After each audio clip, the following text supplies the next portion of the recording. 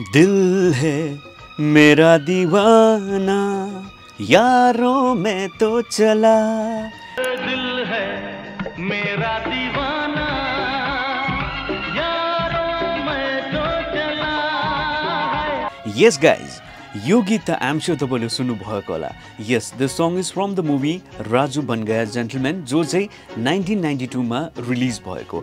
अब यो मुभीमा चाहिँ के छ भन्दाखेरि प्रायः अधिकतम दार्जिलिङको डिफ्रेन्ट पार्ट्सहरूमा दार्जिलिङको विभिन्न ठाउँहरूमा सुट गरिएको छ जहाँ चाहिँ शाहरुख खानको इनिसियल फेज मानिन्छ यो मुभीहरू. 1992 मा नै उहाँले चाहिँ बलिउडमा एज अ एक्टर चाहिँ डेब्यु गर्नुभएको. त्योभन्दा अगाडि चाहिँ उहाँ सिरियल्सहरूतिर खेल्नुहुन्थ्यो है.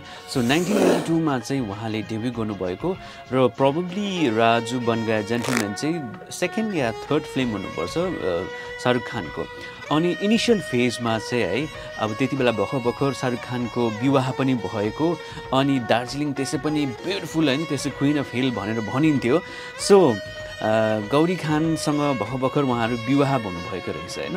सो विवाह भएर चाहिँ अब शाहरुख खानले चाहिँ अब त्यो इनिसियल फेजमा उहाँ त्यति फिनान्सियली स्ट्रङ हुनुहुन्थेन अरे त्यति स्ट्रगलिङ फेजमा नै हुनुहुन्थ्यो.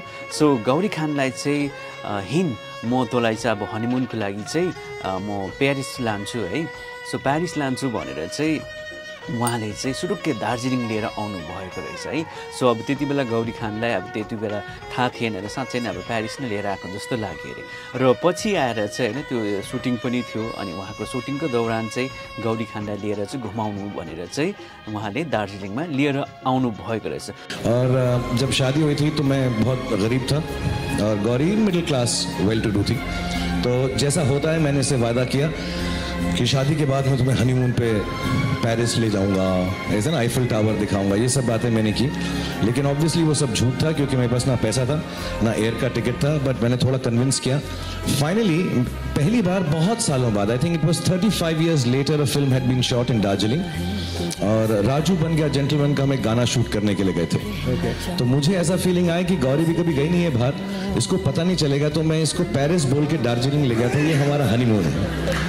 और this is the clothes we got there in Darjeeling on the I think at 10-15 days 20 days after our wedding. So this is a honeymoon in Darjeeling picture. Wow, how sweet. र यो चाहिँ कतिपय कुराहरू उहाँले अपडेट्सहरू चाहिँ विभिन्न अवार्ड फङ्सनहरूतिर पनि भन्नु भइरहेको छ होइन शाहरुख खानले कि अब त्यो समयमा मलाई गौरीले साथ दिएको र प्यारिस भनेर हनीमुनको लागि चाहिँ उहाँले दार्जिलिङमा लिएर आउनु भएको रहेछ. र यस्तै इन्ट्रेस्टिङ फ्याक्ट्सहरू म लिएर आउनेछु जुन मुभिजहरू दार्जिलिङमा सुट भएको छ. र तबसम्मलाई stay tune with us. Thank you.